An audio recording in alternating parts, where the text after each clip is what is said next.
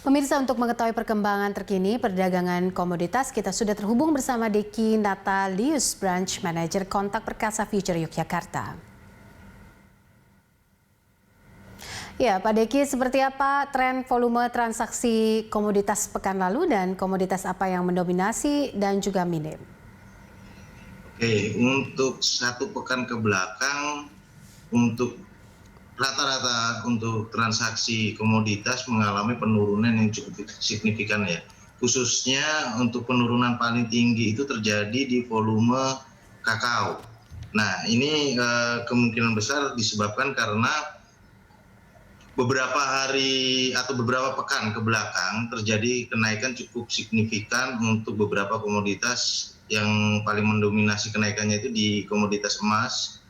Nah, dengan kenaikannya itu untuk komoditas yang lain mengalami penurunan, khususnya di volume kakao. Emas pun di pekan ini mengalami penurunan juga, tapi tidak sebesar yang terjadi di kakao sampai dengan 3.000 volume, untuk emasnya 3.000, kakaonya 32.000, jadi hampir 10 kali lipatnya.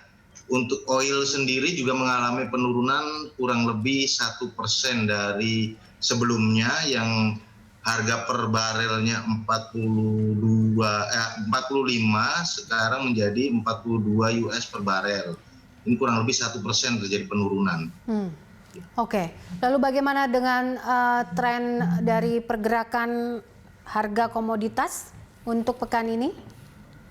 Kalau untuk pekan ini terlihat dari opening tadi sampai dengan awal minggu bergeraknya cukup stagnan dan lebih cenderung ada swing ke bawah. Nah, kalau ini masih terimbas karena efek dari penurunan volume dari pekan lalu ke pekan ini. Dalam pekan depan kemungkinan akan ada ayunan swing naik karena ada beberapa listing berita khususnya di FOMC itu cukup ditunggu-tunggu oleh pelaku pasar untuk keputusan, karena berpengaruh ke nilai tukar dari dolarnya dan berpengaruh ke volume juga, khususnya itu terjadi di hari Kamis tanggal 17 pekan depan. Nah, kemungkinan akan bergerak mulai berangsur naik kembali. Oke, baik. Untuk kopi Arabica, Olein, dan juga emas seperti apa pergerakannya hingga akhir pekan ini, Pak Deki? Kalau untuk 3 komoditi ini kemungkinan yang akan mengalami kenaikan cukup tinggi itu di komoditi emas, kemungkinan terbesarnya. Hal ini disebabkan karena 2 faktor fundamental dan teknikalnya. Teknikalnya minggu lalu dia coba untuk tembus di area di bawah 1930 per dolar per troy ounce, tapi tertahan di area 1920-an. Kemudian dia tutup di akhir pekan masih di atas 33 atau 1933. Ini level psikologis terlihat sekali dari sisi teknikal, harga emasnya bertahan. Kemudian nanti didorong dengan yang namanya FOMC, beritanya itu akan mencoba untuk bergerak menembus level atas minggu lalu, yaitu di area 1957 sampai 1962. Nah, kalau untuk Olein dan kopi dan kakao ini yang kemungkinan masih akan terus mengalami penurunan karena dampak dari melorotnya volume jumlah dari transaksi minggu lalu ke minggu ini.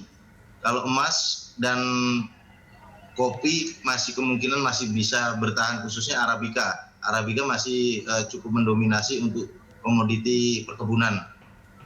Oke. Apa yang bisa direkomendasikan untuk para investor dari 3 komoditas ini, atau adakah rekomendasi lain yang lebih cuan begitu untuk minggu ini?